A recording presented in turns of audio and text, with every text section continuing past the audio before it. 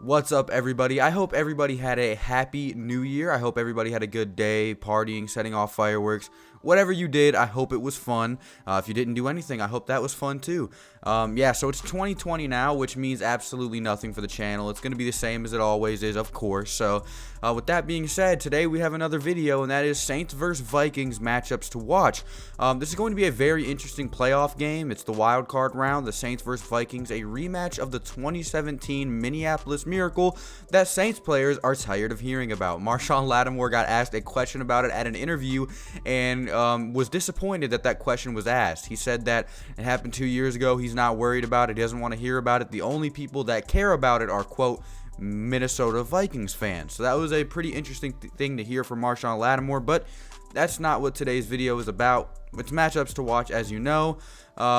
Now, I do not know if the first matchup is going to be the set-in-stone matchup that we will be seeing the most of this Sunday, but I will be going off of how 2017 and 2018 matchups looked between these two teams for analyzing this game. The first matchup that I would like to talk about is Michael Thomas versus Xavier Rhodes. In 2017, Xavier Rhodes was a first-team All-Pro player that was considered by many to be one of the best corners in the game. He had a down 2018 year and had a yet another down year in 2019. For the sake of this comparison, the path of Michael Thomas and the path of Xavier Rhodes have gone completely different directions since the year 2017. What I mean by that is Michael Thomas has ascended and Xavier Rhodes has descended. To show you guys what I mean by this, we're going to be going over some of the 2017 stats from these players. Xavier Rhodes in 2017 was targeted 84 times, allowed 46 receptions, and gave up 538 yards. He only allowed 2 touchdowns that year as well, which was great. For a bit of a gauge, this will come in handy later. Xavier Rhodes had a 74.7 Pro Football Focus grade, which I'm not trying to act like Pro Football Focus is the manuscript or is the gospel, but when you look at things like this, a Pro Football Focus grade is very handy in gauging how good that player was without watching any kind of film. Even though if you do go watch film of Xavier Rhodes in 2017, it shows you even more how great he is. Michael Thomas in 2017 had 139 targets, which was a lot for a young Michael Thomas, 104 receptions, 1,245 receiving yards, and 5 touchdowns. He notched a 90 Pro Football Focus grade, which, like I said, will come in handy later. Now, in that 2017 matchup between Thomas and first team All-Pro Xavier Rhodes, Thomas was up and coming. He was not the Michael Thomas we know and love today. Even though he was still great, he was not on the level he is now. But he still had 7 catches for 85 yards and 2 touchdowns in that divisional round matchup. This speaks levels, especially when you see their stats today. Now, you remember at the beginning of analyzing this matchup, I told you that their careers have gone in 2 completely different directions. This will sum that up right here. 2019 Xavier Rhodes, 70 targets, 59 receptions allowed, and 835 yards allowed off of those 59 receptions. 300 more yards allowed by Xavier Rhodes than in his 2017 year, while being targeted 14 less times than that year as well. For that, he was awarded a 46.4 Pro Football Focus grade, which is 30 less than what he was rated in 2017. In 2019, Michael Thomas, he morphed into a whole new beast this year and now holds the single season reception record, recording 149 receptions, which was first in the league, 1,725 yards, which was first in the league as well, and 9 touchdowns, which was third in the league with a 90.4 Pro Football Focus grade. Now, like I've said millions of times, their careers have gone completely different directions, but I wouldn't expect just Xavier Rhodes to be on Thomas. Expect him to be double covered, maybe even triple covered at points. But this has proven in weeks past to literally do nothing. You can't do anything about Michael Thomas, so I believe he has the edge here. Even if you do double or triple cover wide receiver Michael Thomas, there are going to be so many more options for Drew Brees to look to, so you have to be cautious in that regard as well. So like I said, Michael Thomas definitely, in my opinion, has the edge in this situation. Michael Thomas versus Xavier Rhodes, sorry. I'm giving the Saints the edge. Let's move on to the next matchup to watch. This one is very interesting. Dalvin Cook versus the New Orleans Saints run defense. Dalvin Cook has played 14 games this year, missing 2 due to a shoulder injury. He missed week 16 and 17 mainly for rest, but informed the media that he will be good to go for this game, playing at 100%, which I don't know how much of that I actually believe. His 2019 stats read as follow: 250 rush attempts, 1,135 rushing yards, 4.5 yards per carry, which is extremely good, and 13 rushing touchdowns, which is a lot. Not only is he a great runner, he can catch the ball as well. He notched 519 receiving yards on 53 receptions this year as well.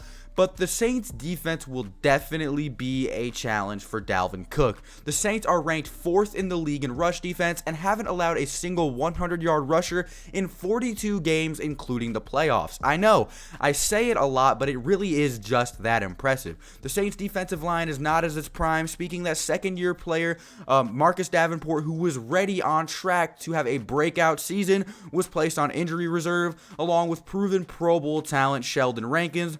Without those two players, however, the streak has continued and the Saints' defensive line has continued to prosper, with 1 sack in the Colts game, the game after losing Sheldon and Dav. We were kind of in a little bit of shock. 5 sacks in the Titans game, and 2 sacks versus the Panthers. The injured linebackers for New Orleans, Kiko Alonso and A.J. Klein, getting them back made an insurmountable amount of difference for the New Orleans Saints against the Carolina Panthers, holding Christian McCaffrey to just 26 rushing yards, proving how valuable having those 2 linebackers on the field is. The Saints' run defense has played a ton of talent this year, including Todd Gurley, Christian McCaffrey 2 times, Carlos Hyde, Raheem Mostert when he was on his hot streak, Devonta Freeman, and so on, and we still have not allowed a 100-yard rusher in 42 games. That being said, I don't think the streak ends. I don't think the Saints, give up that 100-yard rusher. I think we have the edge versus Dalvin Cook. I still think he will have a good game, though. Maybe 15 carries, 82 yards, and a touchdown, but he will not have that explosive blowout game that some people are expecting him to have. Getting into the third matchup, I would like to give you guys some honorable mentions, some things I thought about, took some notes about, but didn't make the cut in this video. I'm sorry that I didn't, but I'm going to tell you these are some matchups to watch. I'm just not going to go in depth about it. Jared Cook versus the linebackers for the Minnesota Vikings. Traquan Smith versus their banged-up slot corner. Alvin Kamara versus their run defense. Our offensive line versus their defensive line. Our defensive line versus their offensive line. And Latavius Murray's revenge game. So, those are some honorable mentions that I was thinking about doing a topic about, but didn't. So, let's move into the third matchup to watch. The third matchup to watch is quite interesting and something I've been talking about a lot lately, and of course, that is Drew Brees. Drew Brees versus the Minnesota Vikings secondary. Drew Brees, like I said in my State of the Saints video, is on an extreme tirade. He will not stop. In the last 4 games, Drew Brees has had 15 passing touchdowns, 1 rushing touchdown, 1,188 passing yards, and 0 interceptions. The Vikings' pass defense has been pretty good this year. They've given up 233.6 yards per game, passing yards per game, which ranks 15th in the league, which is good but not great. Their opposing QB averages an 86.1 rating, which ranks 10th in the league, a very respectable number. They're good at covering running backs and tight ends also. 99% of their yards come from wide receivers. I think they rank 23rd in the league, something like that, at covering wide receivers. They give up a lot of yards to wideouts, ranking 8th and 11th in the running back and tight end category coverage category. Overall, their secondary for the Minnesota Vikings ranks 15th in the league, which should be a walk in the park for Drew Brees, speaking that he put 46 points up on the number 1 in the league, San Francisco 49ers.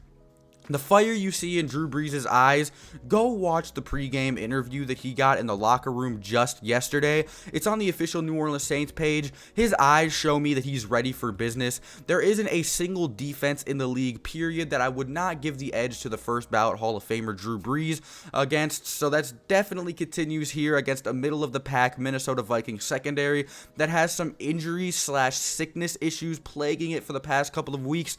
I expect around a 28 for 36, 252-yard, 2-touchdown performance from Brees, with it being a little lower from increased ground game emphasis. I think we're going to use the ground game a bit in this game. Latavius Murray and Alvin Kamara will get involved. So, What do you guys think down below? Is there anything I missed or failed to hit on in this video? If there was, make sure to let me know down in the comment section. Let me know what your favorite matchup to watch would be, and I'll see you boys in the next one. Adios. Ballin' like Barkley, wrist so sparkly, internet search.